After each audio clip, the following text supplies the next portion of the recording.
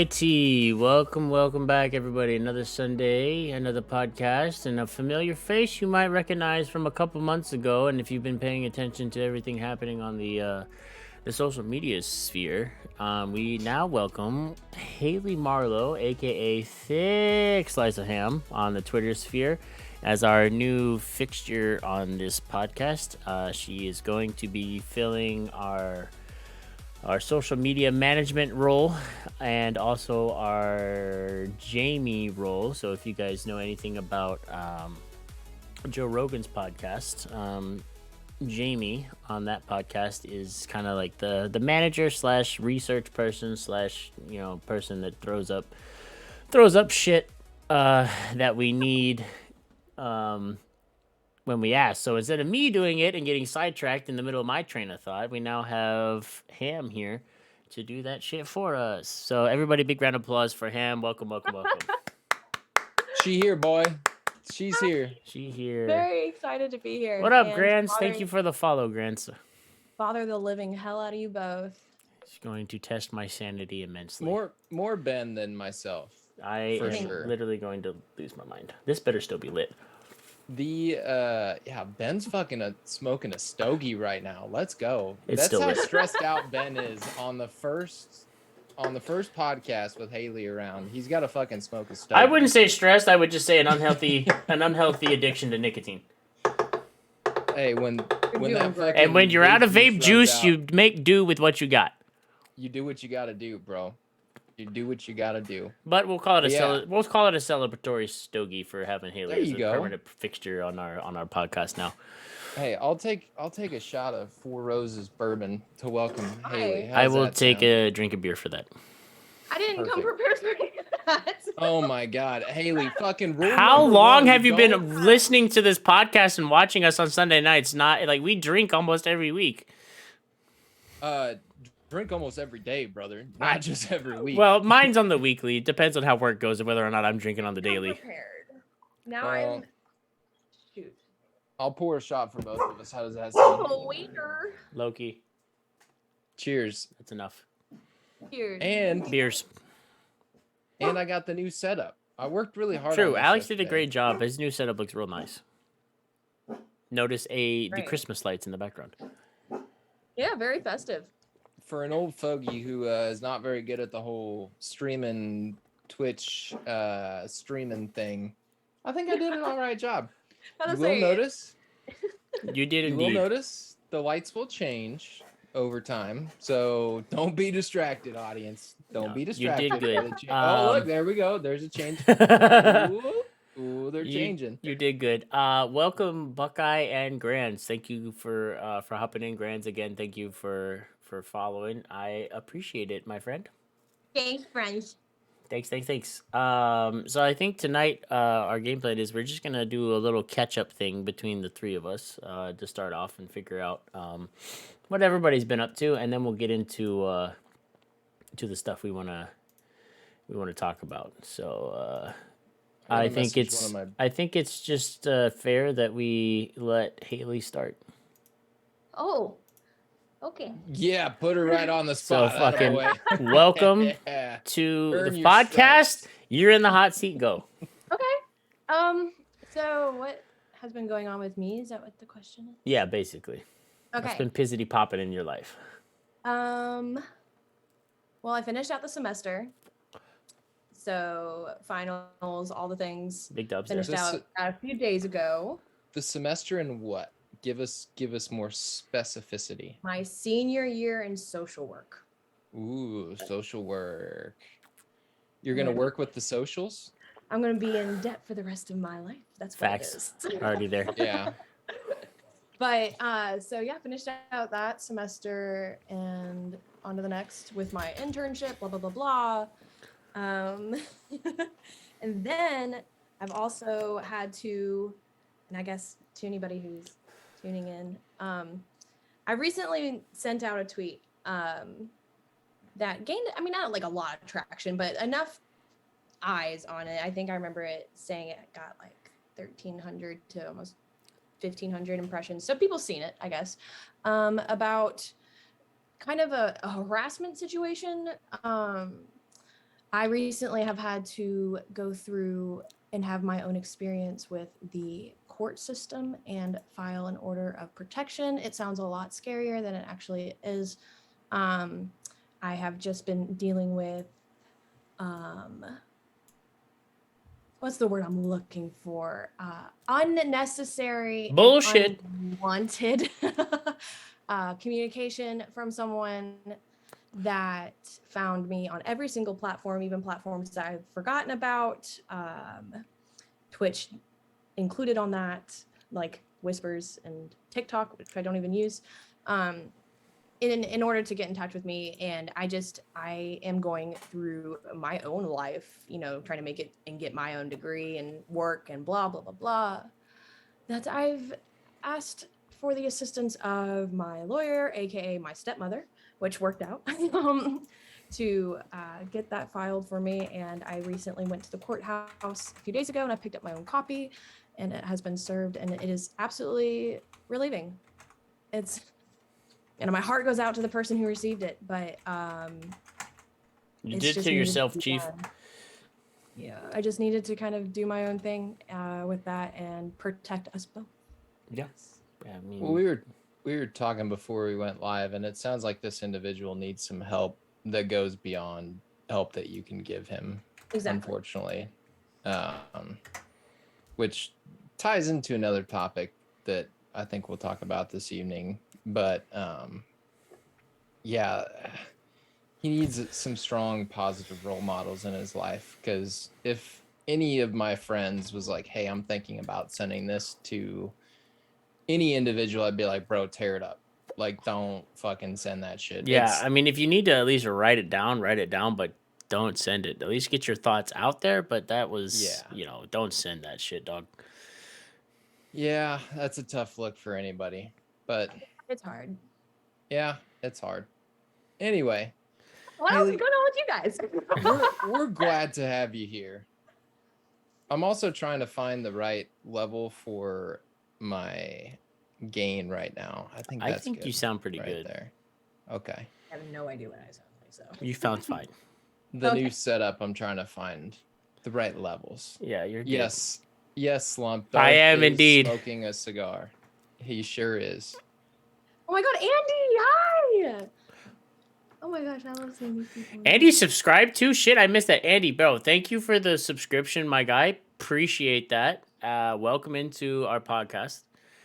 Slumpy, yo, how about that Chiefs win today, dog? We beat the hell out the Raiders today. Beat the Raiders hell out the Raiders today. 48-9. Beat the shit out of those boys. How about the Raiders pregame having a little dance party in center field on the Chiefs Arrowhead, and then the Chiefs being like, all right, y'all want the smoke? Yeah, we cool. Dude, I turned that game on just slightly, a little bit late, and the first thing I saw when I turned that game on was the Raiders' first possession. They run the football. I don't know who was it that went in for the tackle on that. I think it was the other guy that we just moved to the outside. Oh, Slump, you have to help me on the name.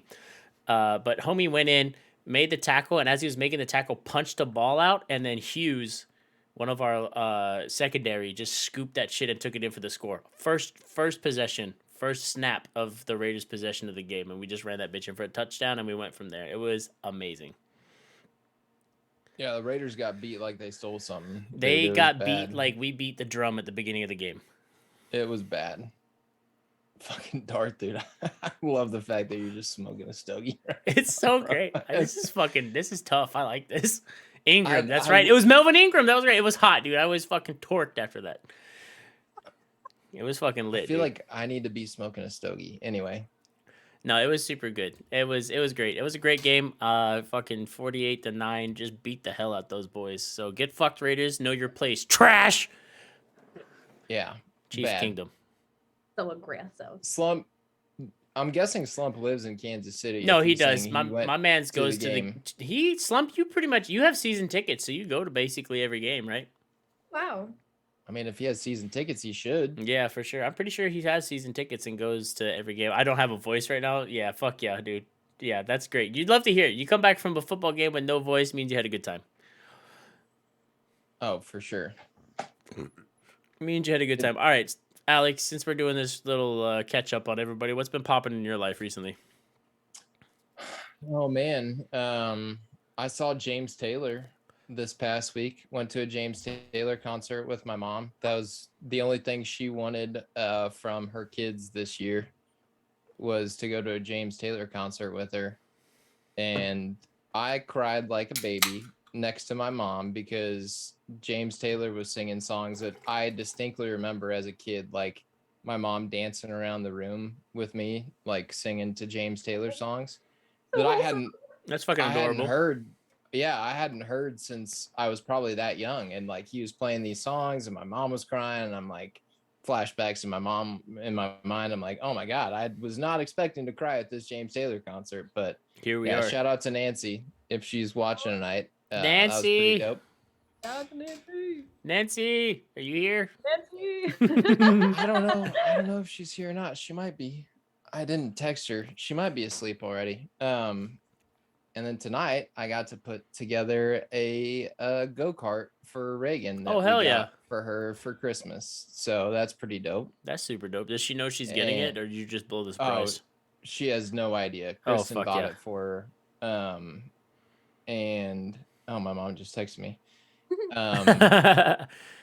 I feel the sympathy for all of our fathers that like put together Put shit together weeks before Christmas. Yeah, mothers and fathers, I should say, because Kristen probably did more work than I did. I just set up the heater in the garage and like handed her tools and shit. Fuck yeah. That's awesome. But I felt the like, damn, I remember all the times that I woke up on Christmas morning and had like some badass shit coming downstairs. And I was like, oh my God, Santa put this together. Like Santa gave me like, this Hot Wheels car or whatever. And yeah. Kristen's the real MVP. I can't take too much credit. Kristen said, "Yeah, this ain't my first Christmas assembling stuff." Look at you, fucking Rosie Hey. Rosie the Riveter over there. Hell yeah, Kristen. Yeah. Fucking, You're she welcome. can do it. Hey, she had a warm environment to assemble it, and that's all credit to this guy. Let's wearing go. the sweatshirt. All right. But yeah, that's what's been going on with me, bro. Just I gotta say, I've been excited as fuck that we got this little trio going right now, that we're doing things to grow this podcast, and I'm super excited that Haley's here. I think she'll provide some good like female clarification, some good female mindset, like facts. And the other thing she's gonna do is she's gonna take us out of this echo chamber. You took the words out of my mouth. Yep. Echo chamber. Yeah, so Alex and I agree on things a lot. Like a lot of the time. and a half. And Yeah. Haley is going to be a good voice in that's going to be like, oh, here's a different opinion. What about this? And we're going to be like, yeah, that's cool, but you're wrong. No, I'm just kidding. I can bring up insurgents again. But yeah, no, it's going to be, it's good. I'm looking forward to it.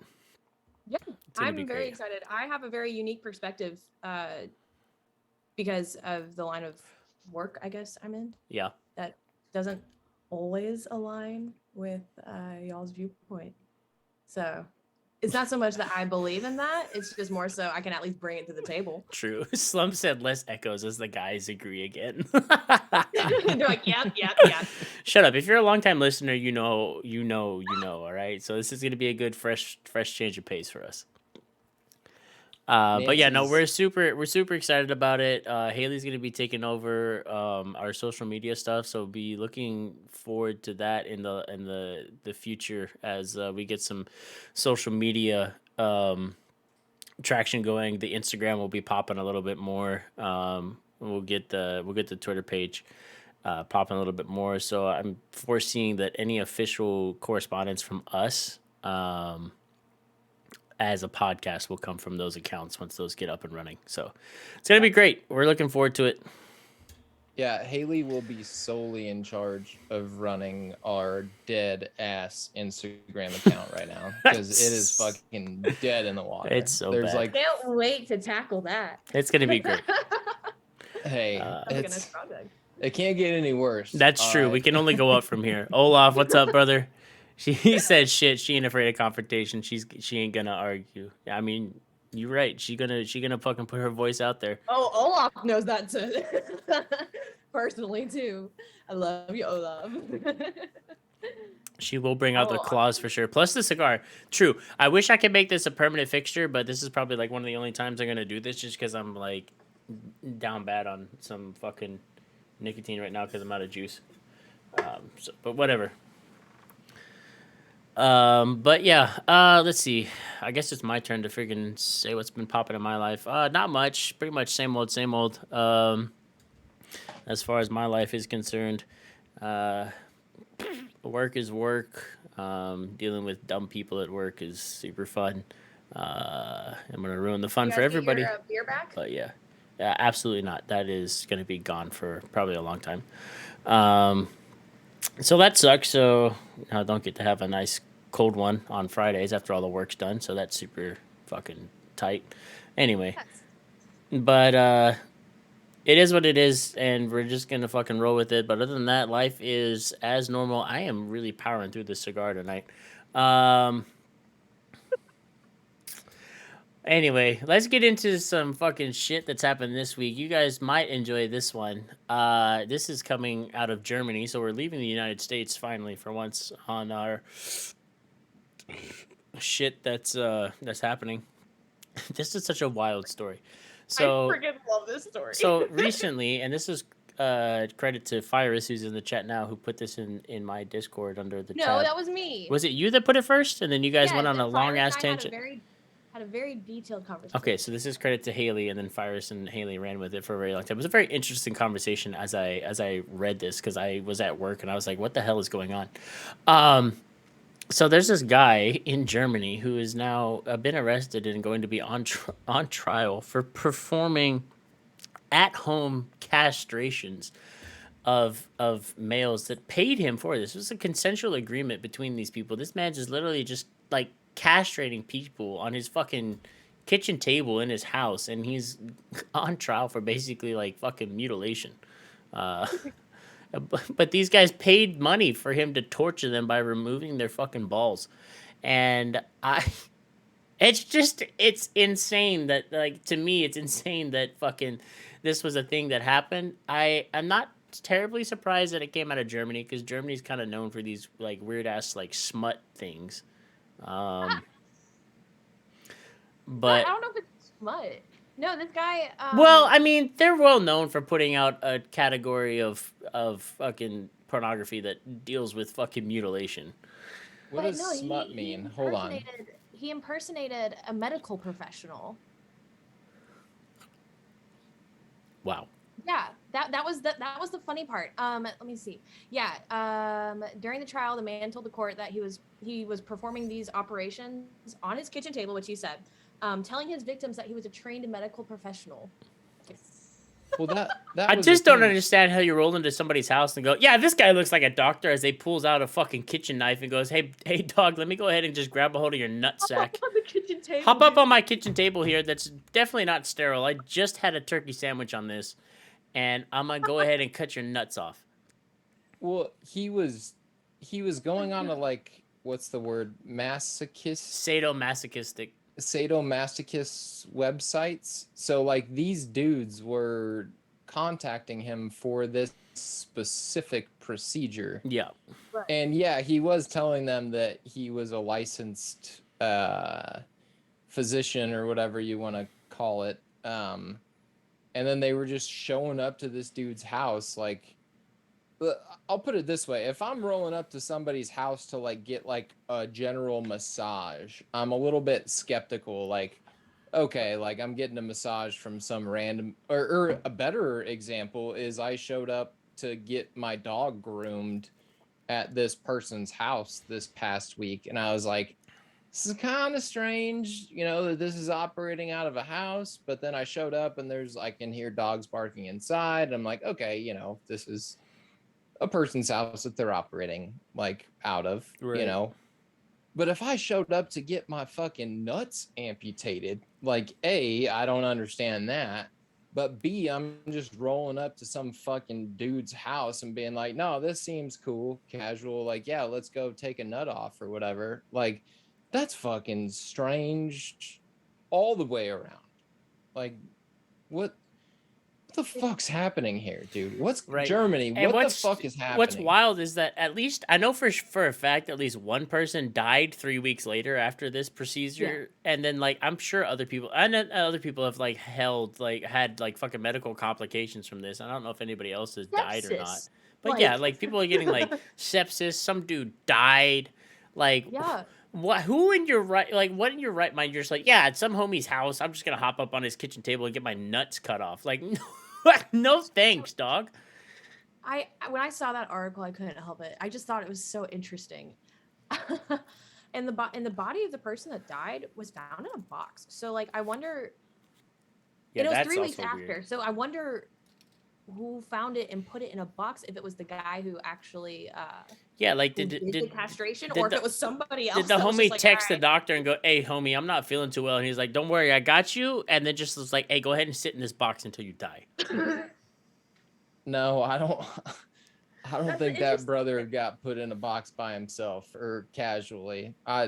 That's where I will agree with the doctor, where he's like, I don't know, I fucking cut the dude's nuts off, and then he was found in a box like 2 weeks later. I don't necessarily think that the guy died from the procedure. Not I saying feel that. like he probably The did die autopsy. from the procedure because, like, Well, how'd he get in a box? I think that's the someone put it weird there. part.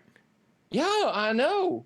But like, That's what I I'm don't think saying. somebody just murdered this guy out of like cold blood and was like, fuck you, and then they're like, it's probably homie that like castrated. I feel like the dude died from complications due to the fact he got a kitchen knife taken to his nutsack. On a kitchen table, which definitely isn't sterile. No, Like, when you I go to feel like man's got an OR. infection in his balls or lack of balls, and then fucking like died after that. That's a Exactly. I'm hearing strong sepsis. assumption. I'm hearing sepsis. It is, but I'm gonna go out on a fucking limb here and say that it was probably due to, like Haley said, sepsis. Hi, King. I Good to don't see you. I don't think that's right. If What? one of the side effects of sepsis was crawling into a box and dying, I'd say, well, maybe you're right. But a dude that goes and willingly gets his fucking shit chopped off and then is later found in a box dead, I'm gonna go out on a limb and say this dude is Foul probably play. not right in the head, and there was probably some other shit going on that led to him being found castrated in a box 3 weeks after this procedure. I don't know, brother. I don't know. The whole story is fucking wild. I freaking love it. I think it's so funny. It's Like, wild I and a the half. person that died, but but I just find it so interesting that people sought out. that they this. just sought this guy on some random ass website and was like, "Yeah, I'll go to your house and have my nuts not chopped off." not just a random website, a sadomasochist website. Yeah, That's like, like, like it's like this is what I want to do to get. this I is want this to is better remove for my me than balls finding to a get medical off. professional to just fucking like give me the old snip. And instead, he was like, "You know what? Go ahead and remove my entire nuts." My Y'all peak is remember? like not able to come anymore. I guess, Yeah, or like something. no coming. Like, you like, and this is gonna get kind of graphic, but like you can't get your dick hard without your fucking balls, dude. There's a lot that goes into that. Like you got your whole nutsack cut off. Like good luck getting your dick hard for like anything. I mean, it can. Like, it's not like blood flow's completely cut off, but But I like mean, the you're just gonna be shooting testosterone, blanks. Well, okay, so like how normal vasectomy works is so I don't know how much you guys know about this. I know nothing, brother. So The why only don't you reason clue I me know- My in? nursing book. The only reason I know a decent amount about this is because somebody in my shop got a vasectomy not too long ago, and You ever talked looked about into it. getting your nuts chopped off? I have man? not. No, thank ever you. looked into some German airplane tickets? I'm Is that good. what you're saying? No, no. So like, and this may be wrong, and Haley can correct me, but like one of your testicles is responsible for like producing the activating fucking like basically ingredient for your fucking sperms, and one is this fucking like Yes, the right one. responsible. Yeah, one is responsible for like basically producing like the sperm and shit or whatever. So like, Yes, the left one. and then like the majority of your like testosterone runs, obviously comes from your nutsack. So like, oh, here comes the nursing books. Jesus Christ. So like I can do getting these. the entirety of that removed is like it's gonna be a lot more difficult to get your fucking your dick hard to do anything. Like, yes, you'll be like you're not gonna be shooting anything like at all. In a normal vasectomy, you can still like get your dick hard and do all of, like everything you would normally do. But you like when you pop off, you were gonna shoot basically like blank rounds. Yes. This time, this go around with like no nuts. You're not shooting anything, dog. You're dry firing your weapon. If you can even get it hard. But I don't So know Fucking how. dry firing. that's I the don't only way I know how to put it. I don't think that's a real. If it's still producing this, I don't think that's. You're a not producing dry anything, fire. dog. Your nuts are gone. You're not producing shit. Is it Right just there. like? That's what I'm Is it saying. like one of those cartoons where it's like? I don't even know if you're gonna get a. I don't know. Book better be worth something. All right, let's see. Here we go. Oh my Um, god, Jamie, you're taking your job too seriously. bro. I came prepared today. Just kidding. I've had these for years. So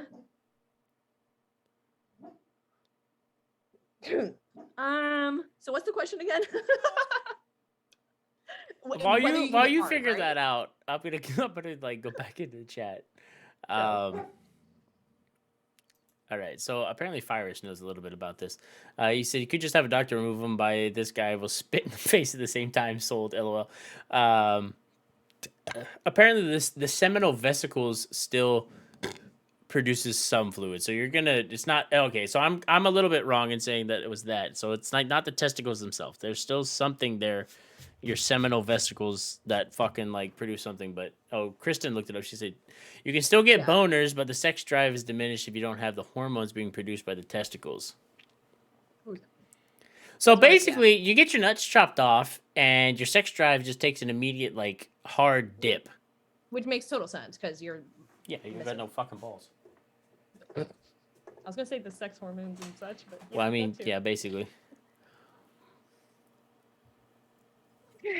That's such a fucking good story. But yeah, it's just wild to me that these dudes were like, yeah, this guy and his kitchen table seems like a good spot for me to get my fucking nuts chopped off. Love it. Like, it's has the same vibe as like ranchers when they go to make steers, when they just fucking put the steers in the chute and fucking chop their nuts off with a hot knife and go from there. Like that's the exact same vibe. I wonder if he even heated like up the knife. I hope to God he did something to make it quick. Fire said that's the one reason you get them removed from your dogs. So they don't hump everything. Ah, true. Germany's weird, man.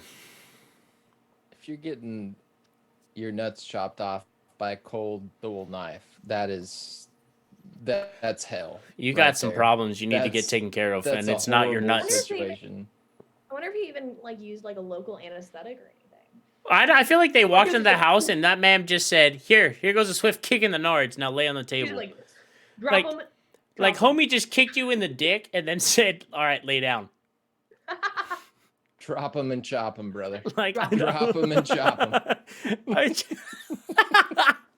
I'm sorry, that was a little graphic when I said that, but I feel like it works. What if that was his tagline? Oh god, I should be marketing for everybody. True. That was probably his Craigslist headline. Drop him and chop him. Drop him and chop him. I'll chop your nuts off for $50. $50. All you gotta do is drop them. It's the holiday season. You should suggest a nutcracker. Oh god, dude. It's just fucking absurd to me. Like that's so wild. I love it. It's so absurd wild. is one word. That's one way to describe it for sure. It's just so wild. All right, fucking enough of this. What's next on the docket? I'm sorry to my mother that's listening. I'm sorry to your mother because I was the one who brought the story. Oh no. Oh god. That new girl on the podcast, she knows what she signed up for. Facts. We talked about soaking in the Mormon community not long ago. So that was fantastic. I wish I was on for that one. God damn it, Mormons. All right, let's not go down that rabbit hole again. What do you want to talk about next, Alex? What do I want to? I don't know. I sensed some articles. Now I feel So like talking about major United States politics is I mean, we could kind of go into the whole. Let's transition and keep it in the European sector and go from castration to the fact that Russia is building up their forces on the border of fucking Ukraine, yeah. in an effort to try and somewhat fear monger maybe or strong arm Ukraine and back into the fucking Russian nationality. Yeah, and Biden had a very important phone call 2 hours long, by the way.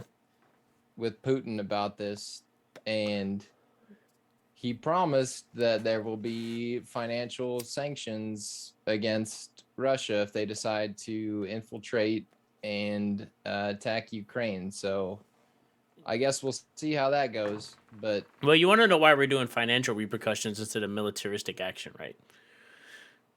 I mean, I don't want to know. I know you can explain to the people though why. So basically, the reason one of the I feel like, and this is my own interpretation of this, not the fucking DoD or the Air Force's interpretation of this, but the main reason that we're fucking gonna go with the financial repercussions route is because we're not ready to take on Russia or China right now.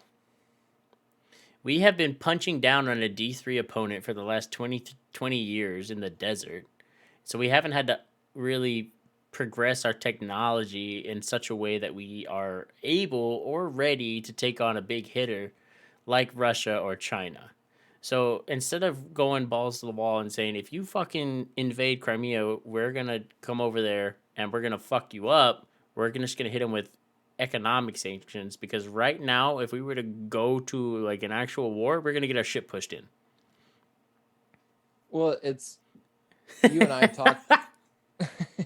And this, as fucking Haley pulls this up, this is the best thing to come out of this entire interaction. All right, this is Ukraine's actual fucking Twitter account, verified Twitter account from the Ukraine, the government of the Ukraine. actual nation. And they've said, here's the types of headaches, all right? So migraine usually hits you in the front, hypertension hits you in the back, stress is kind of a band in the back of your head. And they're like, our headache, living next to Russia. I have not seen this. This is the first time. No, this is the first time that I've seen this, and this is fucking fantastic. This is phenomenal. Ukraine has Russian troops sitting on their border, and they're like, here's a meme about our situation. And their bio says, yes, this is the official Twitter account of Ukraine. Yep. Like, it's hilarious, dude. Like, Ukrainians don't give a fuck, and I love... Rolling into the weekend with Stepan the cat from Kharkiv, Ukraine. Like... My man is living his life. Look how beautiful that country is, though. I know. It's absolutely astonishing. But, like, that is... Yeah. They just straight... Wait, what day was that? That was December 7th. They were like, yo, Russia's causing us massive headaches, dude. And what's crazy... No, not what's crazy, but Russia literally... Oh, my God. Examples of when appeasement actually worked. You're sure... Bro, this is real. Ukraine doesn't give a fuck, dude, and I'm here for it. Have you seen the leader of Ukraine? My man. That other meme said, the other meme was the jail meme said, "What are you in here for?" And it's as in like Russia's in jail. And it was like trying to invade Ukraine twice. Let me bring it back up. That person who's running their Twitter account deserves a raise.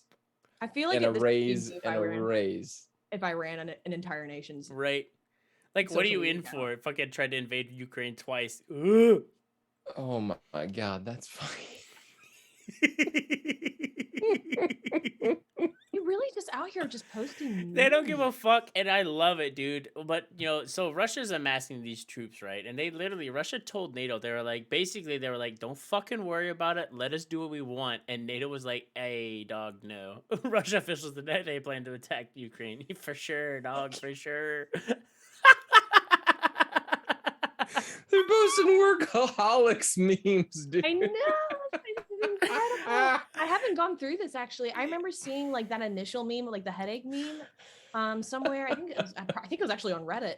And And I guess now we're here. Oh Yo. goodness. So like Russia basically annexed the Crimean Peninsula because there's a lot of fucking like Russian sympathizers in the Crimean Peninsula, right? Like there's a lot of people down there that are like, yo, we're more Russian than we are Ukrainian. We don't like being Ukrainian. Russia was like, hey, dog, don't worry about it. We got you. And so they annexed that. But the rest of Ukraine's like, hey, we don't like being Russian. Please leave us alone. And Russia's like, yeah, go ahead and like let me go ahead and just invade you too. And Ukraine's like, hey, maybe don't. Here's some memes about how we feel. Russia and Putin was like, hey, NATO, don't worry about it. Just like let us do what we're doing. Also, maybe quit running fucking militaristic drills on our other borders farther to the north. And NATO was like, yeah, maybe we're not going to do that. So it's pretty tense over there in fucking Eastern Europe right now, especially around the fucking Ukrainian area. Because Russia's fucking probably going to try and flex some muscles here at some point and try and annex them. And Ukraine's like, please fucking do not. We do not want to be part of you. So. Trying to like do like when I think of this kind of thing, like imagine trying to do like professional policy and whatever governments feel the need to do, and you're just getting absolutely trolled and memed. Yeah, like you're trying to be serious, and Ukraine's over here just making jokes at your expense. Like, what leg do you have to stand on at this point? Like, imagine if like the United States was trying to like I don't know annex the Baja Peninsula and make it part of California, and Mexico was just like, here's some memes about how we feel. Like at that point, you're like, I don't know if we can do this, dog. I'm telling you the most beneficial thing that could come from this in the United States of America would be for Donald Trump, not that I'm a supporter, but for Donald Trump to find whoever's running Ukraine's Twitter page and for that motherfucker to go out and be like, look, I will pay you a shitload of money to run my Twitter feed. And that motherfucker would win the next election 70-30. Yep. I think his Twitter's No still doubt about it. No, for sure. banned. His Twitter might still be banned. I think. I don't. Well, no, he's still banned. What I should say is, if But he was reinstated, or if he could go back in time for whatever reason, if Trump could find that person and hire that person to run his Twitter account, he'd never lose. No, true. He would never lose. That fucking person is gold. Yeah, whoever's running that's a fucking genius. Absolutely. But yeah, so anyway, Russia is amassing troops on the the Ukrainian border. They've been running some drills and all that stuff and all that, just kind of flexing their muscles. And Ukraine's like, please fucking stop. And NATO's like, you should probably not do that. And Russia's like, mind your damn business. And NATO's like, no, I don't think we will. So we'll see how this goes.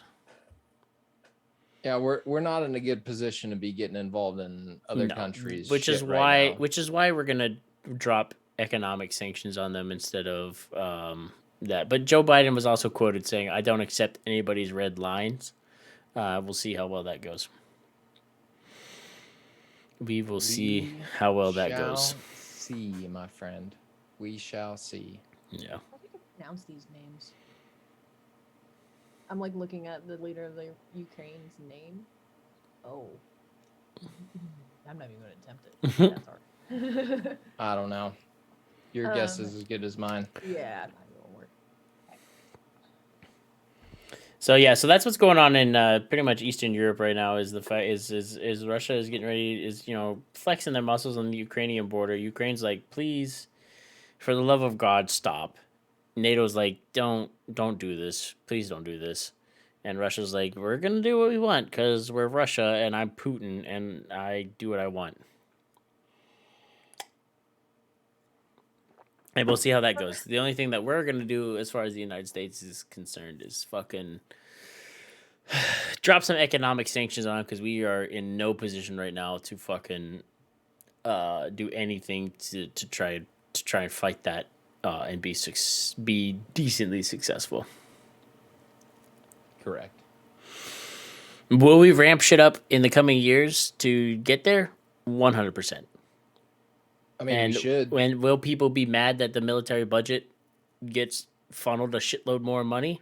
Yes, Yes. 100%. But in the interest of national security and, helping out our allies across the pond, it's something that we have to do. And it's going to be one of those things that happens. And perhaps a nice little fucking trickle down effect from that is going to be that I might get a pay raise, which will be super lit. Increase that military spending, brother. Yo, Let's go. up that budget, dog. Give me some more money to make me want to stay in. Like I don't care. But yeah, so My boy needs a raise, brother. Come on. facts, facts indeed.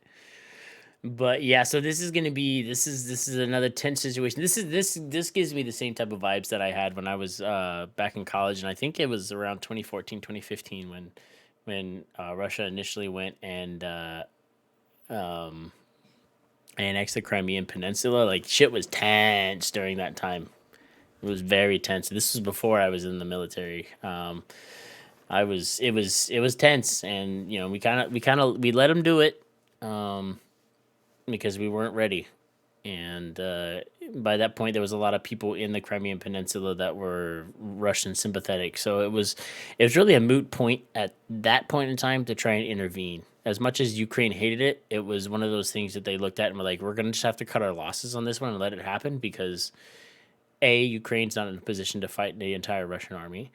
B, the United States was not really in a position to try and back them up. And with the local support leaning heavily towards Russia at that point, it was just going to be a loss all the way around. When Virus's question, if Russia rolls over Ukraine, what stops them there if they are unopposed? The answer to that question, like physically, is nothing. Yeah. Like Russia could roll over Ukraine right now. Physically, boots on the ground action, and there's nothing there to stop them. What we hope would stop them in theory would be all of the economic sanctions that would follow that. Which would make it really hard for them to sustain their military. Exactly. So you now have NATO that would all stand together and say, hey, Putin, we fucking told you not to do this, and now you're doing this. So now all of your Russian imports and exports are all going to be cut off. So I hope you and your dictatorship enjoy a type of society where you're not able to make any money and by exporting goods, and you're also not able to receive any goods. So good luck making it all yourself. I hope you have a shitload of gardens out back in Russia, which the ground in Russia isn't very fertile. Let's just put it that way. Yeah. They're not doing a lot for themselves. They're relying a lot on their allies and external imports and exports to have their society function, and they wouldn't be able to function economically or in a goods sense, like of receiving goods. Yeah. They would be fucked. They would be. Yeah, so what we would do is we would drop mad economic sanctions on them to a point where they could not really sustain a militaristic invasion financially, and then at that point we'd be like, all right, now we can maybe do something because we kind of have a little bit of an upper leg. Virus. Yeah, they'd be fucked, but that's not going to stop Putin from being Putin and riding his horse bareback with no shirt on and saying, let's go take over Ukraine. The guy's fucking crazy. He's off his rocker. What was that, Haley? Beautiful accent. Thank you. Yeah. So Virus said, so the world stands by while neighboring armies and civilians get killed with the assumption that Russia will eventually crumble. It's not that they would crumble, but that it would be extremely difficult for them to sustain a militaristic invasion. And I'm no expert by any means, but while I was in college after the Crimean thing happened, I started taking a lot of what do they call them when they're not your major? Minors? No, it's different. Focus? Concentration? No, I don't want to say extracurricular, but like Electives? There it is, Electives. electives, Yeah. elective classes. I started taking a lot of elective classes in the political science sphere, because that's what really piqued my interest and what I should have got my major in rather than getting a major in business. So I took a few, international relations electives and stuff like that. And we can look at it as black and white, but with this very limited knowledge that I have into it, there's a lot more that goes into it. And yes, the world will stand by up to a point, um, in situations like this until it's tilted in the favor of the people that are going to intervene to where they have a more guaranteed, positive outcome. I mean, that was all of World War One and World War Two as well. Yeah. In the United States intervention. Well, I mean, kind of World War Two, not as much because obviously Pearl Harbor, but yeah. Yeah, the U.S. wanted to stay out of that war as much as they could until Japan decided they wanted to do what they wanted to do. So then we kind of went and tromped through the Pacific and shit on a shitload of islands and dropped the sun on Japan twice. And if there's anything we just learned about the Desert War and our pulling out of Iraq/Afghanistan, is that if we want to play world police, which I think the United States has the ability to do, but we're left fronting the bill for protecting these other countries. Yeah, which is where I don't like, and this is me being a member of the military, is I don't like the fact that we play world police. And we have the ability to. We have the ability to, but I don't think that that's not our job. We're not supposed to be the world's police. Well, and why we can't and why we shouldn't is because we are left fronting the bill. That's a big reason. And paying for these actions that protect other countries. Mm-hmm. So call it what you want. I mean, I don't like it as much as the next person. I think that if there's an injustice in the world and our United States military or, our government can step in and protect that country, then yeah, that's great. But at the end of the day, our debt continues to go up. And yeah, we might be doing the moral thing, but at the end of the day, we're the ones hit on an economical level that the good doesn't outweigh the bad. You know what I mean? Which sucks, but it comes down to a money game at the end of the day. We just spent 20 years and invested billions of dollars into the Middle East to try to make that a democratic ideologically based system, and then we pull out and we got nowhere, and we just threw billions of dollars at this project to not get anywhere. Mm-hmm. So unfortunately, until someone wants to step up and say, hey, United States, we will fund you to go help these places, we can't do it economically. Like it's just not feasible, unfortunately. Yeah. I mean, we are, and sorry, I'm getting into Cyrus's questions. We are obligated militarily to protect our allies. We absolutely are. But part of that agreement comes to they will help us at the same time. Right. So Cyrus also said that another big issue is that Ukraine isn't a NATO member currently, which while that is true, they do have plans in place to become part of NATO. So while they're not part of NATO right now, technically we don't have a militaristic obligation to intervene and protect them. But since it's against Russia and Russia's, we're not friends with Russia, or that's part of the reason why we would eventually militaristically intervene is due to the fact that we don't like Russia. So it'd be kind of like now would we fully like boots on the ground military intervene? At this point, probably not. Will we do what we've done in the past, where we funnel money and training and that kind of stuff towards Ukraine to help them? Yes. Well, and that's to Cyrus's point. That's also part of the reason why Putin is so anti-Ukraine and sending messages to Ukraine right now is because they are planning to join NATO. Yeah.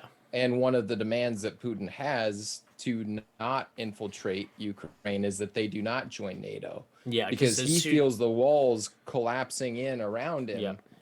And he starts to realize that fuck, he's getting outnumbered. So what's his response?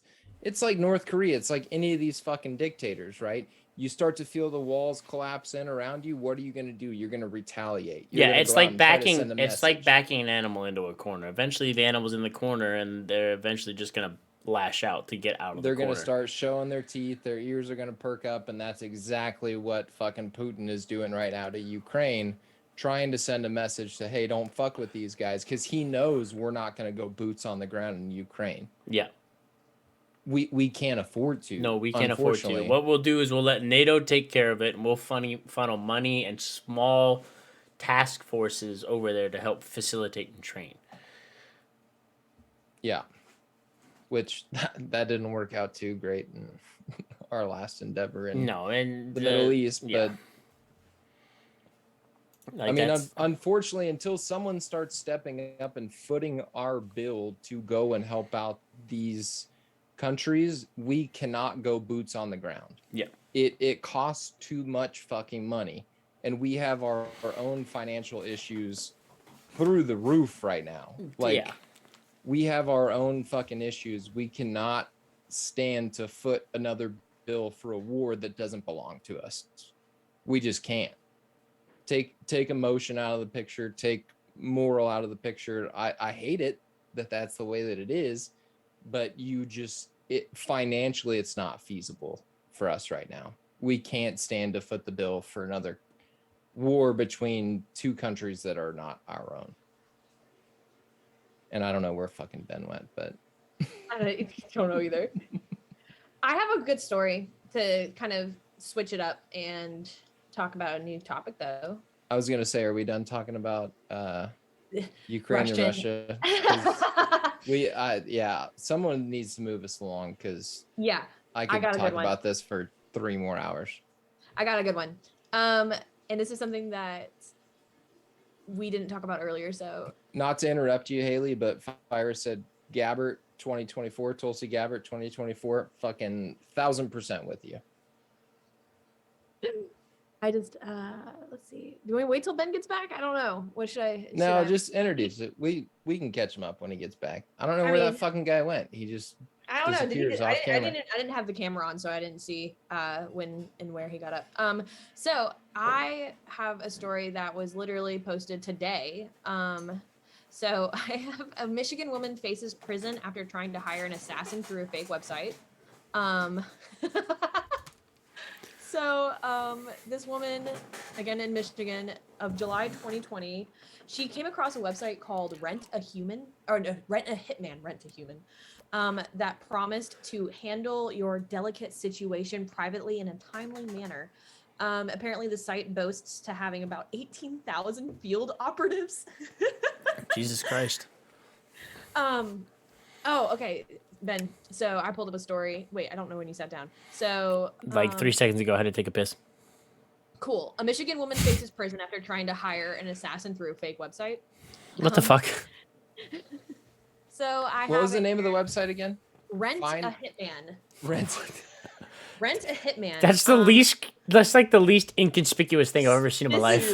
This is what's great about it. Find me a hitman. I found this website, rentahitman.com. Perfect. That's the one. So apparently, so again, the site boasts to have 18,000 field operatives. That's so crazy. So 18,000 just hitman on the loose, who can do a job anywhere in the United States. It features testimonials from satisfied clients, including a man who wrote that Rent a Hitman handled my disgruntled employee issue promptly while I was out of town on vacation. Did this dude just whack one of his employees? No, wait. This gets better.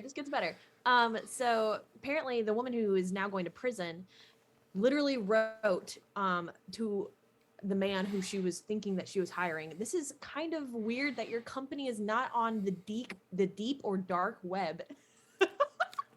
I prefer not going to jail. Thank you for your time. She offered to pay $5,000 to have her husband killed. Oh my God. But there was a problem. No, you don't say it. But wait, there's more. Shocker. Oh no, the consequences of my actions. Here comes so the consequences. So this is actually like obviously a fake website that literally is run to get people essentially It's just a trap by the feds. caught for like murder conspiracy. Yeah. So Rent a Hitman is let's see, the person who runs it is let's see, oh god, I'm not pronouncing that name. So the person who he faked to be, which was a fake Italian name alias, it looks like, which is absolutely hilarious and fucking stereotypical. He's a California man who runs the website. Rent a Hitman's operatives have never actually killed anybody, just to be specific. Instead, the site exists to dupe people who are looking for hired killers. I'm assuming this actually, like, a website like this probably exists, obviously, like on like a deep dark web, but you know, I couldn't tell you. So and then he just literally turns it over to the police, and so this woman is now facing prison time because she tried to get her husband killed by Rent a Hitman. She thought she was hiring the Italian mob through rentahitman.com.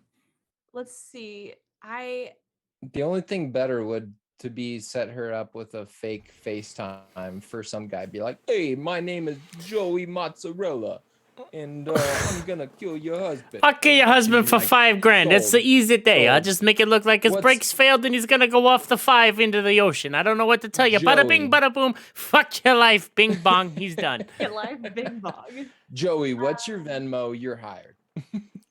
Let's see. So she obviously, paid $5,000 to kill her ex-husband. Provided his home address. Oh my god. Okay, it was her ex-husband. Sorry. Home address, place of work, and his schedule. Oh my god. State police told CNN she gave the trooper $200 down payment. Oh, two. Here goes a couple hundy sticks for your down payment. Go ahead and plan it out. You get the rest when he's dead. All I need is $200. I'll set the wheels in motion, okay? Make sure you give me the other $4,800 when it's over. Hey, send me that on private. Make sure it's not public on Venmo. Go ahead and give me the friends and family discount so we don't gotta pay a fee or taxes. Like, fucking what? Oh my god. Shout out to DJ Hawks for being here, by the way. Holy shit, this website's actually wild. Like, another man tried to use the website to kidnap a child. Oh my god. The site's first serious case involved a requested hit on 3 separate people. Oh my god.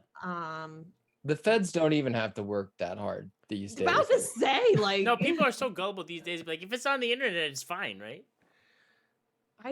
Speaking of the feds, Haley, will you pull up that march by the Patriot Front, quote unquote? Just type in Patriot Front March. Okay. On Capitol. Well, this isn't an article that I sent you guys, and we are going to get to Julian Assange. I promise. Even though we're at an hour, we might go fairly long today, but that's perfectly fine. On Capitol, Patriot Front March. These motherfuckers are feds. Like, it's fucking ridiculous. We all know about agent provocateurs. We've talked about that in the past. And we've talked about the entrapment of quote unquote radicalized individuals who basically the feds reach out and radicalize people and convince them to do shit and then arrest them once they convince them to do that act that they've convinced them to do. Be like, oh, sorry. That's an attack against the country. Yeah. Joe Exotic is innocent. Joe Exotic should have used rentahitman.com. Yeah, he should have, right? That bitch Carol Baskins. Sponsored by hitman.com. Rent a Hitman. So it should come up quicker than you're on the right track here. Where am I going? Just find the video of them marching. Yeah, just the video. because it's fucking so stupid. And the thing about this that On Saturday, members of the Patriot Can you hear marched this? through DC. Yep. Carrying a banner reading "Reclaim America."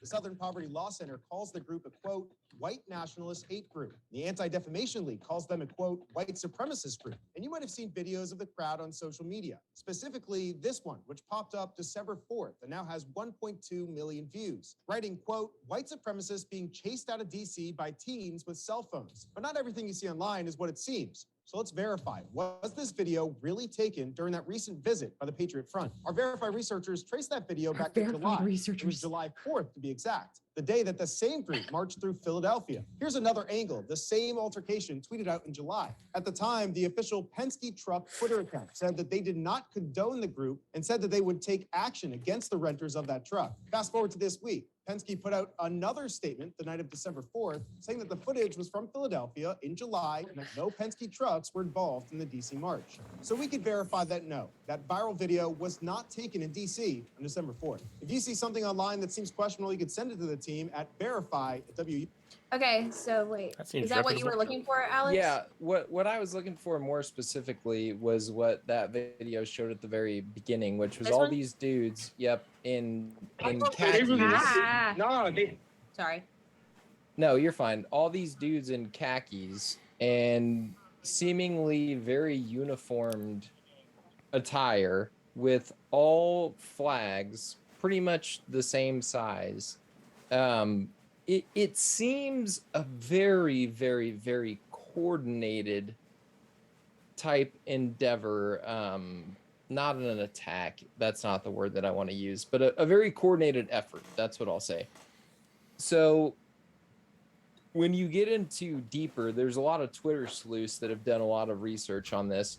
The first Twitter account that tweeted out any sort of videos on this quote unquote coordinated march is probably the best way to put it. She was basically a brand new Twitter account. So she hadn't tweeted anything before. This is the first tweets that she's had.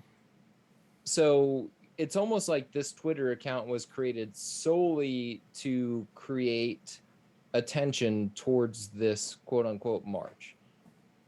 And then you get down a complete rabbit hole of why this completely seems to be an agent provocateur type situation, to where I don't think the Patriot Front is a real coordinated, like, civilian effort.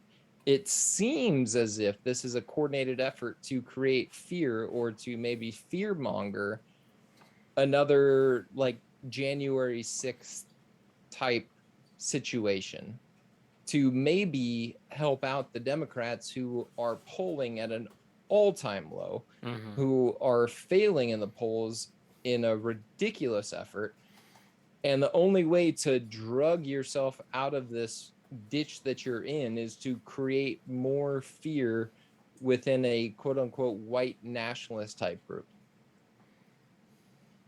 Those are my thoughts. Yeah, I mean, Fires pulls out a good point. He says, can we pause for a second and drink in the irony of the Anti-Defamation League calling an organization of white nationalists a hate group? Seems pretty defamatory to him. Yeah, and that's 1,000% correct.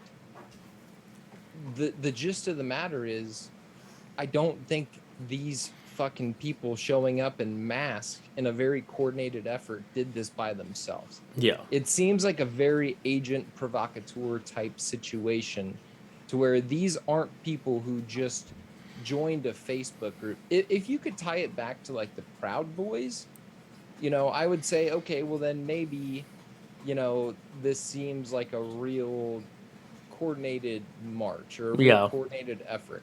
But this isn't tied back to the Proud Boys. This isn't tied back to Donald Trump supporters. This is tied back to the quote unquote Patriot Front, which is just now starting to show its face from a Twitter account that was created for the sole fact to retweet and spread this type of information. So could it be a real coordinated effort by, random civilians? Yes. But does it seem 1,000% more likely that this is an agent provocateur type situation. Yes. And yes. And we've already known, we've already found out that a lot of the coordinated efforts on January 6th, yes, came from QAnon believers, and B, came from people that were working for the 3 acronym types. One of the alphabet agencies. groups. Yeah, one of the alphabet groups, CIA, FBI, what have you, NSA. There were people within the January 6th infiltration that took things to the next level that were working for those alphabet group institutions. So does this seem like a coordinated effort by just your general civilians walking into a U-Haul and going down to Washington, D.C. and filing out of a U-Haul and marching around in the same exact outfits with the same size flags, all masked up, and then hopping back into the U-Haul and then getting the fuck out of Dodge? It seems a little weird. Seems to a little me. sus. It seems a little weird. It seems like a Fed type institution. Yeah. And we'll Yeah. talk about Julian Assange in a second because this kind of ties into it. Well, But shit, just send it now, dog. about Assange? Yeah. All right, I'm gonna have to take another drink of my beer before I start getting into Julian Assange. Hey, Haley, will you pull up that article I sent you earlier about Assange, please? I mean, I have the video. I don't know about the. Was there an article? Yeah, if you could play that video from Kyle Kalinske about Assange, just kind of as a lead-in, that'd be Cool. fantastic, I think. And then after, while that's playing, I will do. I'm really, really pissed off because they shouldn't have to come Hello. to outlets like ours to get their message out. Mm-hmm. I'm a guy who has a YouTube channel. I have a YouTube channel. It's a regular occurrence on like a weekly basis. I fuck around and make fart noises on my channel. Like I'm 25% comedian, 75% asshole commentator who just, tells everybody what I think. The fact that they can't get a fair hearing on CNN, on MSNBC, on Fox News, they can't get the Washington Post or the New York Times or anybody else to talk to them or even just represent Julian's side of this fairly is the most damning indictment of the media I've ever seen in my life. It's absolutely pathetic.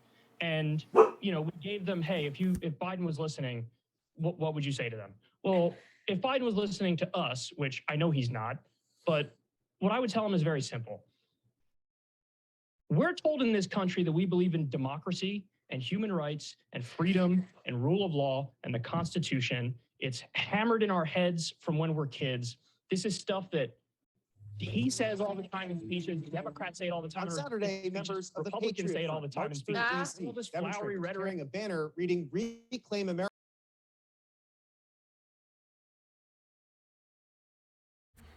Uh-oh. Multiple audio sources. Pause for standby. I fucking love Kyle Kalinske, by the way. He's the one that's talking. Sorry. American The video just started playing from the other one. Nation. Abide by what you say you believe in. Abide by what.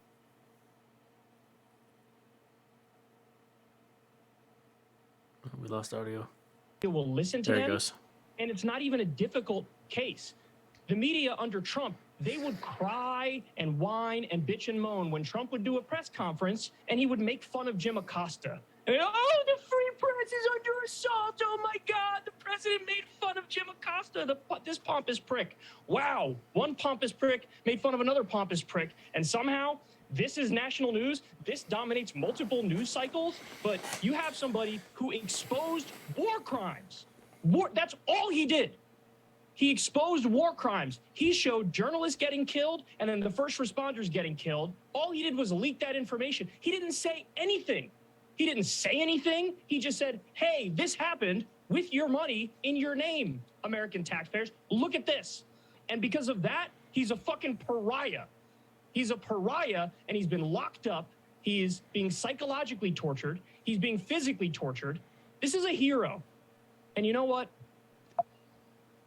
If Biden doesn't do the right thing, just like with Trump, they might be in their little establishment bubble. They don't even realize what they're doing, right? But history is going to judge you.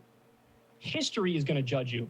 Today, we look back at Vietnam and Daniel Ellsberg and the Pentagon Papers. We learned about how U.S. soldiers were using napalm and Agent Orange and destroying these innocent villages. These landless peasants were getting massacred. And you know what? When they released that back then, it was a fucking scandal.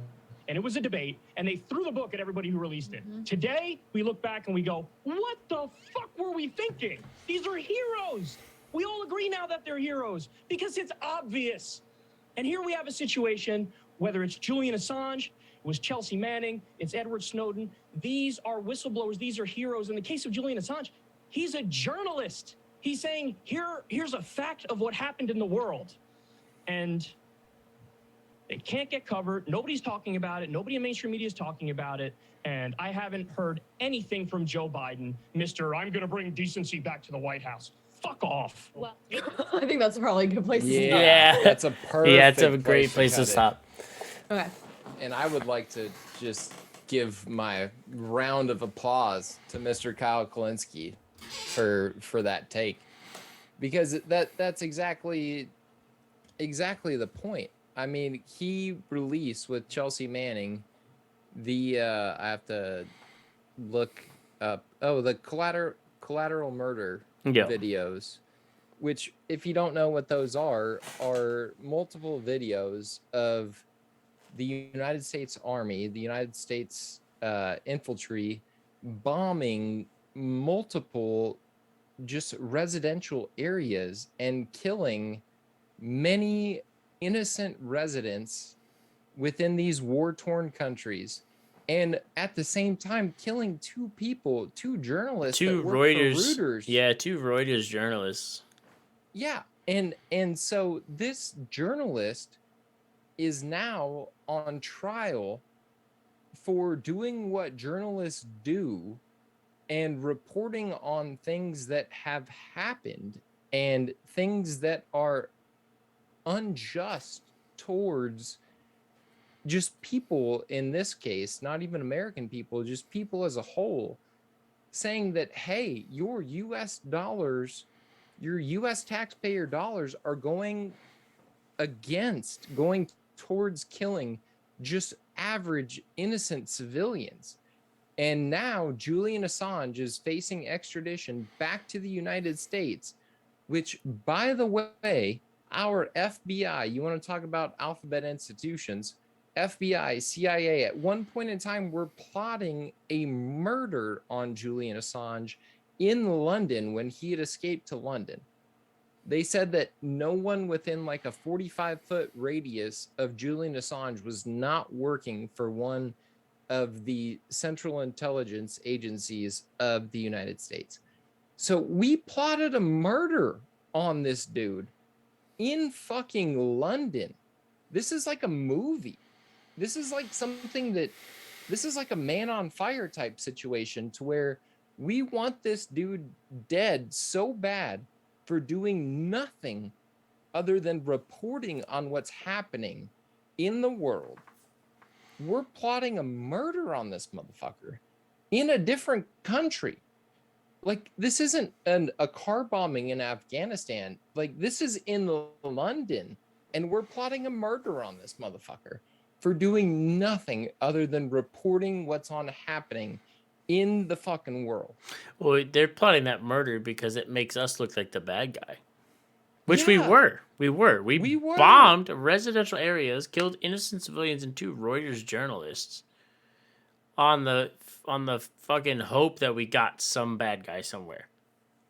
And instead of just saying we fucked this up and we know that what we've done is wrong and we're going to try to work to be better, we would just rather fucking try to railroad the whistleblower. Mm-hmm. It's fucking bonkers to me that we legitimately tried to plot this dude's assassination all for the sake of trying to say that what we did was right and that what he exposed was wrong, not what we did was wrong. Yeah, It's fucking asinine, dude. It's yeah, not because what democracy is supposed America to be. can't stand. I can't stand the fact that we fucked up, and B, we can't stand looking like the bad guy. Because we have throughout history portrayed this image of being heroes and the good guy and doing no wrong. So then when things go wrong and somebody calls us out on it, we would rather eliminate that person and bury all the wrongdoing that we did under the rug rather than say we were in the wrong and we fucked that one up. Yeah. I don't get it, man. If again, I've said this a couple times about Biden's presidency. If he wanted to do something that would completely change my mind on his entire presidency and what he's done as a president, he could pardon Snowden would be a good start, and then Assange would be probably an A type B situation. But anyway, both of those individuals, and he could completely change my perspective on what he's done. Because the fact that we continue to pursue to prosecute both of those individuals is fucking just asinine to me. I just don't understand it. No. I don't, and I never will. Because they did what they thought was right in their minds, doing the moral thing and exposing war crimes that we committed and trying to get us to be held accountable for them. And we said, we don't like that. Well, and that's like all part of journalism too. Like that's like Yeah. what you're It's supposed to do. You report what you're supposed to. yeah. And you're supposed to report what you're supposed to until it makes America look bad, and then we don't care. well, it's like the CEO of Axios getting raided. We talked about that a couple weeks ago. Also, it's report on what you should report to generate clicks, but the second you get too deep into shit that you're not supposed to get into, then we're really gonna take it up a notch, right? Like report on what's convenient. Yeah. Report on what's gonna get clicks. Like we were joking about the Me Too movement earlier, and the Me Too movement has been great by exposing the scumbags out there, right? And all of that shit is great. But at the same time, you can't draw a line in the sand to say that, hey, everything that we do from a US government, from a military type perspective is correct and right. Everybody makes mistakes. We have to get to a place where we completely accept that we've done a lot of fucking shitty things in this country. Tuskegee experiments, like that's just the one thing that I'll say, right? And then we could get down the fucking line of the other shitty things that we've done in this country. We have to get to a point where we recognize that we're not without fault. We've done shitty things, but we need to get to a place where we recognize though and get better. And we're still not to that place. We're still fucking chastising people like Julian Assange for saying that we did shitty things. Right. I mean, I talked about it in our group text earlier, like the movie, The Report, based on, well, Adam Driver played the main character. I can't remember now off the top of my head. It's actually a really good movie about what we did after 9/11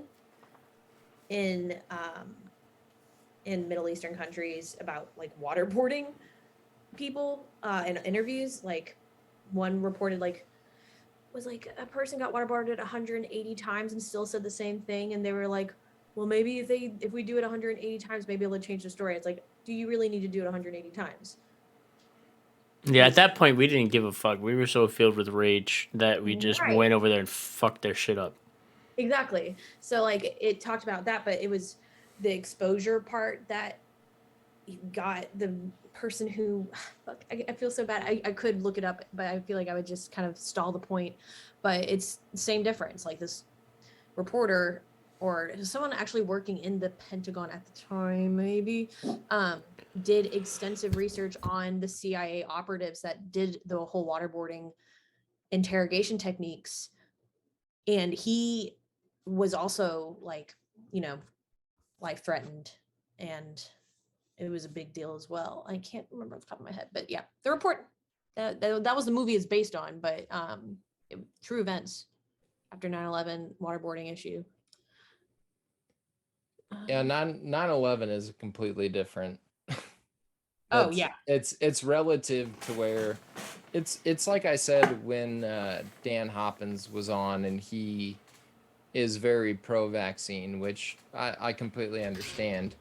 But I said something to the effect of, don't you see why people would be so hesitant to trust the direction of the United States government versus their, quote unquote, best interest of the public, but our history, leading up into this point. And he was like, so are you saying that, the United States government is like releasing some toxin within the vaccine? And I said, no, that's not what I'm talking about at all. But can't you at least understand the hesitancy to trust the United States government by taking something that they, say that you should take? And he was like, I've never thought about that before. And again, that's just to the whole point. You can't look back on our government you can't look back on our democracy and say, hey, at every point of the way has the United States government had the little guy's best interest at heart. right. You can't say that. No, the government So- has not been infallible throughout history. And if anything, you can point to more instances to where they have not had the little guy's best interest at heart. They've had the top dog's best interest at heart. So this is just another one of those cases to where it's not what Julian Assange did or said. It's the people he impacted by what he did and said. Yeah. And those people impacted are now pissed off, so they have more firepower, they have more chambers to go after him. If he would have pissed off just the common person, or defamed or disnamed the common person, he wouldn't be a political headline. Right. But because he fucked with the people so high at the top, and if there's any more evidence to very clearly display that there's a very clear hierarchy of individuals within the United States government and within just our cultural norms, the fact that Julian Assange is a name and is something that we're talking about should be a very clear example of why are we even talking about this guy? Mm-hmm. Because he defamed people at the top, the people that make a lot of money for doing what they're doing. He went after them. So now we're trying to extradite this motherfucker from London, and we planned a fucking execution on this dude in London. Like, what more evidence do you need? Like, it's just, it's insane to me, dude. I don't know. Yeah, no, it is. And Fires makes a good point saying that they need to make an example out of this guy, Assange, so that the next one doesn't grow balls to do the same thing. But even with that, I feel like there's always going to be somebody somewhere that's going to stand up and say something. Yep. It's just the way of the world. Somebody somewhere is always going to be like, this isn't right, I need to say something, no matter what the consequence is. Assange was one of those people. Manning was another one. Snowden was one. And they looked at what happened and said, this is not right, and it does not need to go untalked about and unpunished, hopefully. Right. And they knew the risk, and they accepted that risk. And there'll be somebody along the way that goes on that says, I know the risk and I know what's happening, but this is bigger than me as myself, and it needs to be talked about. Social martyrs. Yeah.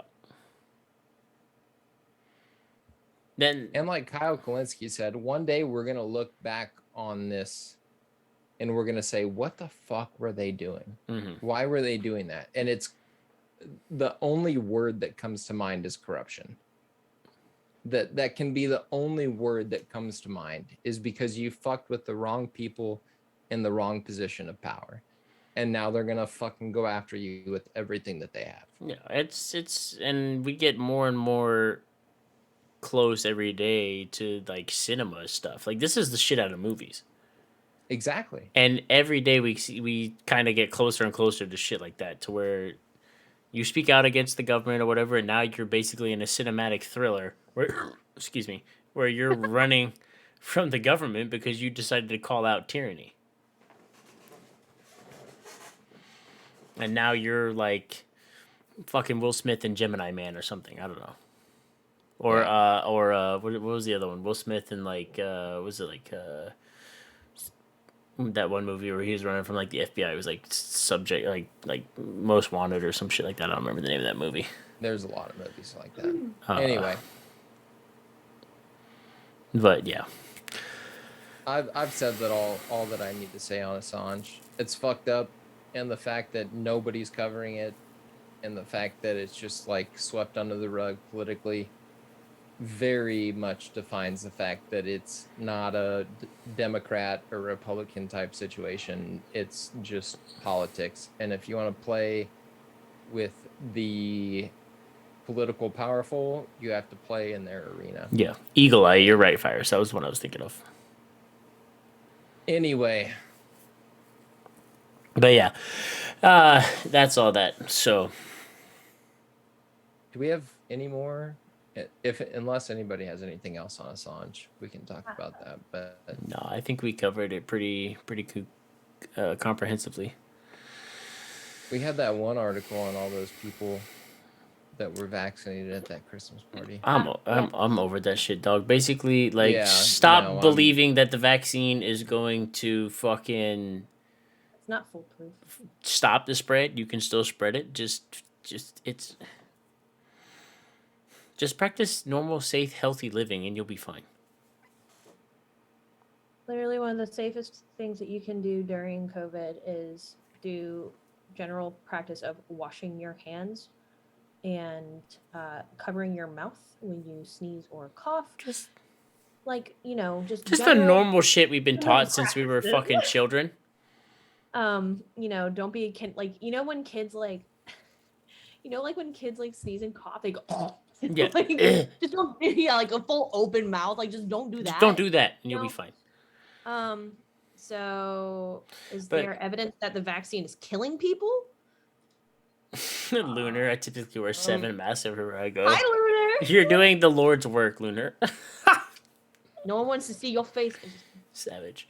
I don't think Yeah. there's much evidence about people like dying from the vaccine. It's It's not directly correlated. it's not directly correlated to the vaccine. I don't feel like.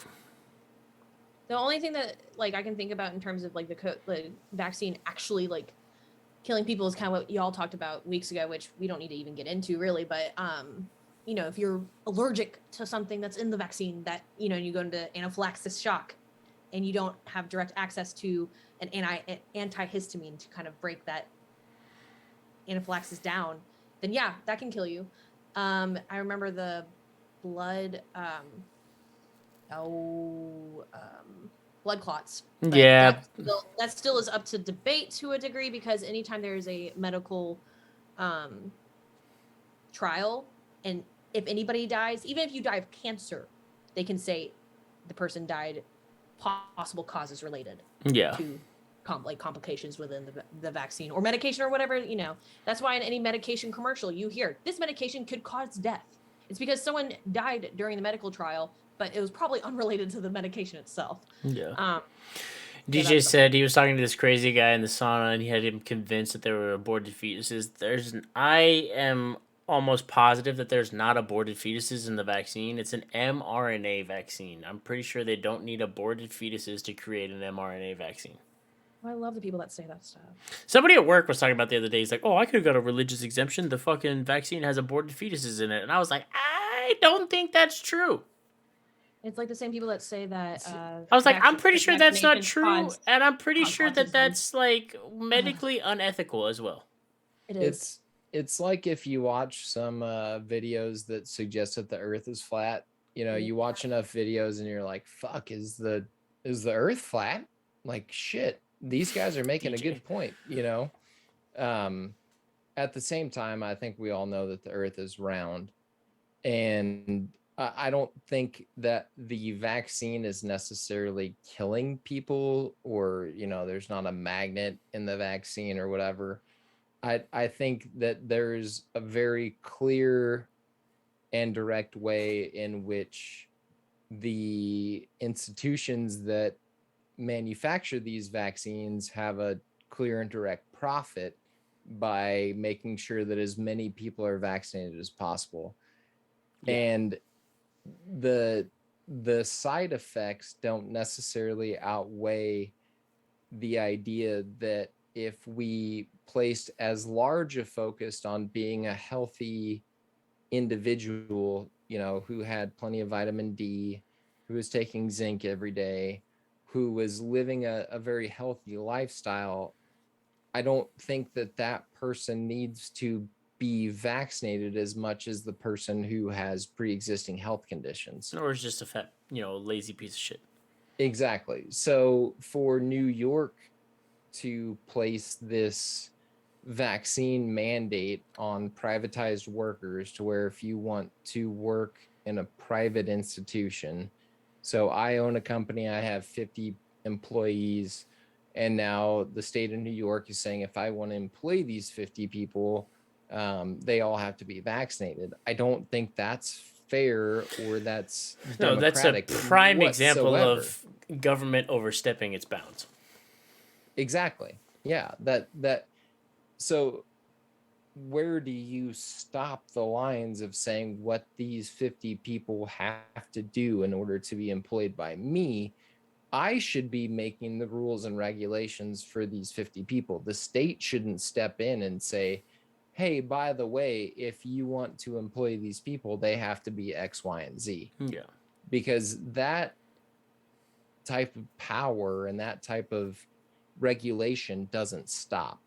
You can't start saying that private institutions have to do X, Y, and Z to employ your people. You're entering down a slippery fucking slope. And this is where it starts, by claiming that it's a good cause and claiming that it's going to protect everybody, when in reality, that's not the fucking case whatsoever. Yeah. No. And Fire's makes a good point. The people in New York voted these people in, and he also pulled out a quote from H.L. Mencken that said, democracy is the theory that common people know what they want and deserve to get it good and hard.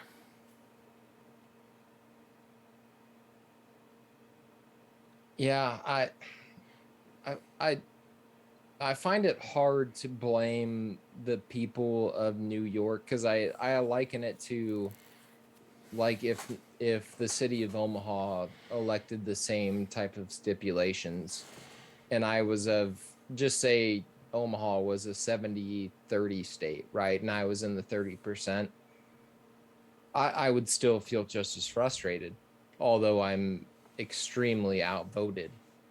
It should never enter a fucking public conversation for the government to have that sort of rule and restriction over its people. Right. Like, and I'm not even talking about the vaccine. Like, I think, again, I've said it 100 times, if you have pre-existing conditions, or if you don't have pre-existing conditions and you want to get the vaccine, get the fucking vaccine. I'm not an anti-vax type person, but for the government to step in and say, you have to do this in order to have a civil liberty and a civil freedom, you're entering into a fucking gray area that you're not gonna like. Yeah. Look at Australia right now. It's man. fucking wild. Like, you're seeing case in point in Australia right now why you should not let the government to take over your just civil freedoms to be a generic human, to go shopping at a shopping mall, and to say, if you want to go shopping at a grocery store, you have to do X. Yeah. That it's not a one size fits all type situation. The dangerous part about it, like, and I'm thinking back to the question of, like, does the vaccine take lives or whatever? What is dangerous about the entirety of, like, having the ability to fire people who don't get the vaccine, that can kill people. Mm-hmm. You're taking away Livelihood. livelihood, and that can kill people. That's that's that gray area that I guess in the social work field that we are trying to deal with and understand, because with jobs having in a lot of states like the right to work, like Tennessee is a right to work state and a right to fire essentially. Mm-hmm.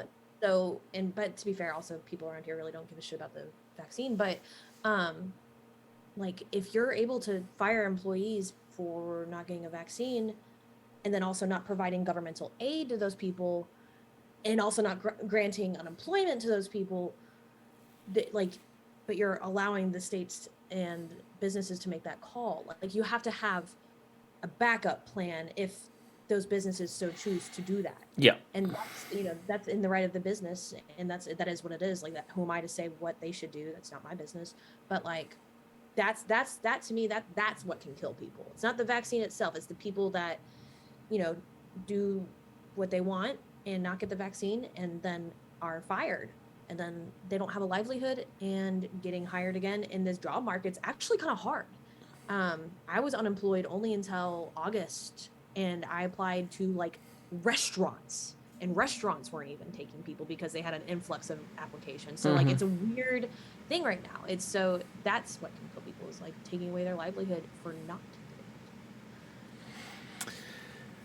Declaring them non-essential. Yeah.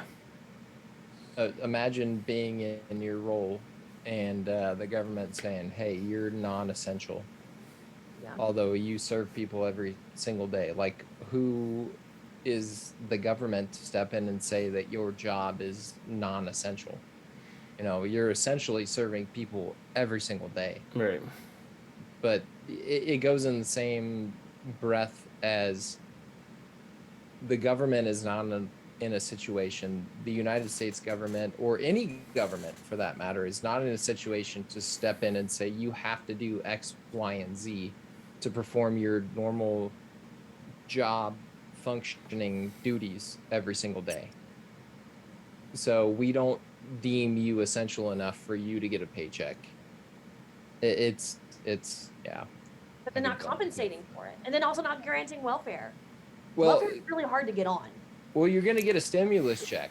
So we're going to send you a stimulus check, but that's basically an advancement on your taxes. So when you don't get a tax refund check that you were expecting at the end of the year, just look back on your stimulus check, and that's when we were giving you basically what you were due.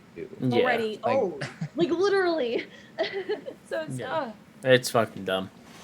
I have I know you guys are probably wanting to wrap up. I want to show one last thing to end on a good note. Not a good note, but happy note. Okay. Yeah.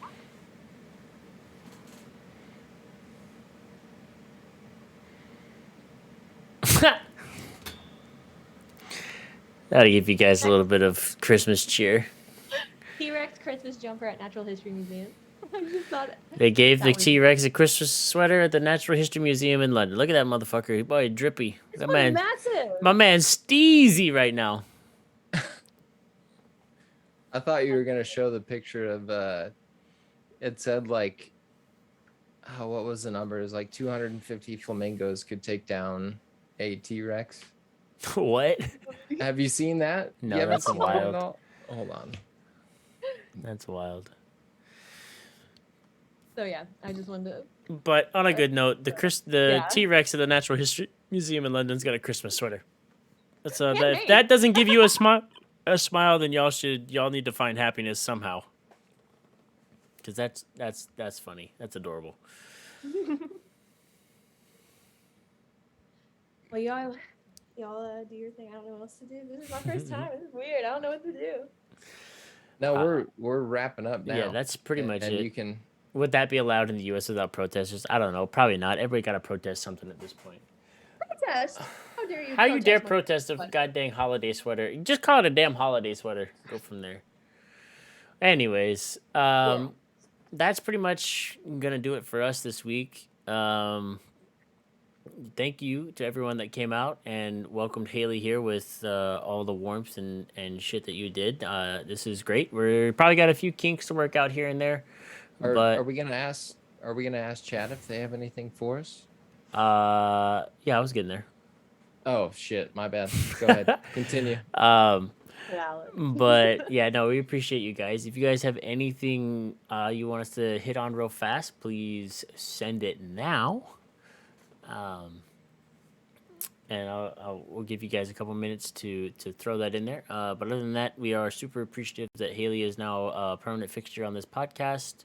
Like I said at the beginning, be on the lookout for an official Twitter for us, rolling out with all updates regarding the podcast, other type things in regards to the podcast. We're gonna fire up the wildly dead Instagram and get that rolling again. And then, as always, these things will be out on YouTube. Last week's episode's already up. So if you missed that last week, go give that a listen. This one will be up shortly within this next week. But other than that, that's pretty much it. Virus has sent me a link in the Discord. Let me take a look at that real fast. Schwink.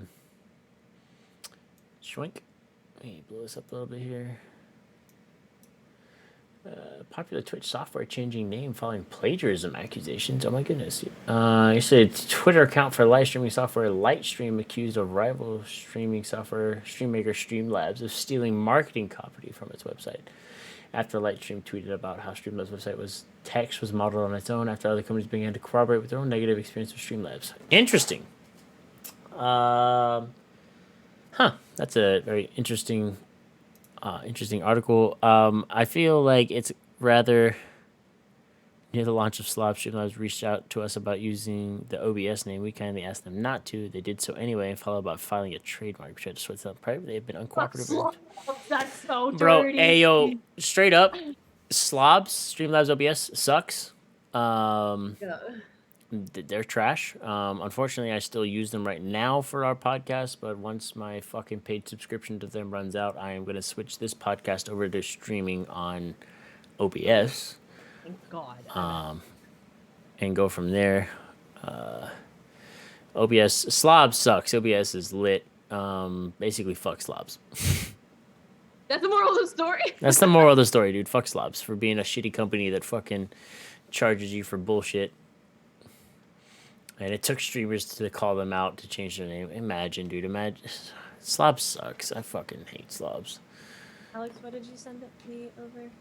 I sent you the video that I was looking for. And I would.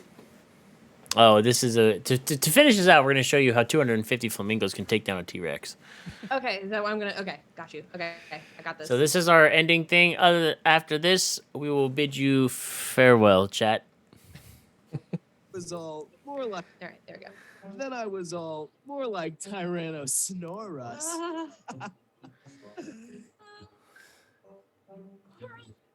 Stop. Yeah, lame joke. Sorry. I'm worthless. No! Look! Oh, dear Lord. Just back away slowly. This can't be happening. This can't be happening. Just back away. Not the Nice stick. and- Oh no. Run. I heard if you stand perfectly still, they can't see you. Oh, dear God. I can't run any faster. Ah, God, run. Ah, I'm too young and beautiful to die. It's like a big feathery tornado of death. Save yourself. Did you know a flock of lawn flamingos can pick a T-Rex clean in under 90 seconds? Jesus. These are brutal. There you go. You will be missed. We know. The big flamingos did you dirty, pal. So dirty. I can't believe me eyes. 'Tis the mighty Kraken. The beast is real. We've angered the gods. Aww, what a cute little ship. Captain, what do we do, What the fuck is happening right now? Nothing we can do, lads. Nothing but pray that the gods have mercy on our doomed souls. For we've brought down the wrath, and we're going the way of Jack Sparrow. Oh, heck. No, not again. Oh, Jeepers, I really gotta be more careful. Percy C. Demon, if I'm going to Davy Jones' locker, I'm taking you with me. Where's your piece of I don't fun? know, Kristen. Gee, Nobody knows. that explains that. Darn, I broke the toy and got hurt. Today's not my day. Oh, I really like that shit. Arr, thanks for watching me, man. Oh, what the Yeah, fuck, dude? thanks. All right. On that That's all I fucking care about. random trip, we're gonna call it a night. We'll see you guys fucking next Sunday. Y'all have a good night and a safe week, and just keep a lookout for Hey, the what changes is that our are gonna be outro coming. music these days? Is it feel good? Oh, it can be. Hold on 1 minute. We'll Oh, play you it guys. should be. We'll play you guys a I banger of a want to hear song. a little bit of feel good in my headphones as we go out. Sounds good. We're gonna hit Zipper Teeth. Yeah, hit Zipper Teeth All for right. sure. Shout out to Feel Good. Thanks for coming, everybody. Love you guys. Oh God, I can't spell. Be good to each other. Most importantly, Oh my God, of course this thing is gonna take forever to find out it. of anything that we've said tonight, fucking tell somebody you love them. Facts. I Facts. didn't get to talk about it tonight. I was gonna talk about it and I forgot about it. That Michigan kid that ran towards the gunfire to protect his own fucking classmates. That kid, Hero. hero. You cannot. There's a verse in the Bible that says to lay down your life for your friends is the highest amongst. I don't remember what the exact verse is, but Nailed it, dog. and I don't mean to make light of it, but tell somebody you love them, love each other without any sort of boundaries. All right. For real. All right, we'll see you guys next week.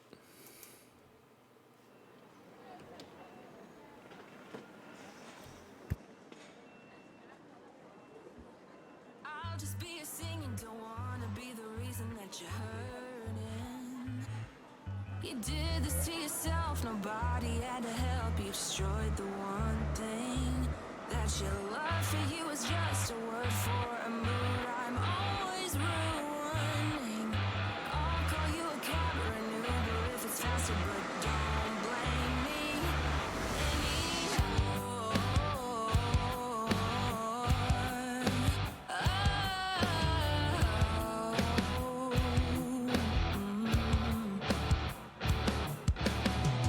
I would say that I don't believe it, but the truth is that I can. Call it crazy, but I was. You had me twiddling my thumbs in the palm of your hand. So stagnant, but your love was like a magnet. I'd rather have you at my fingertips. One thing you never understand.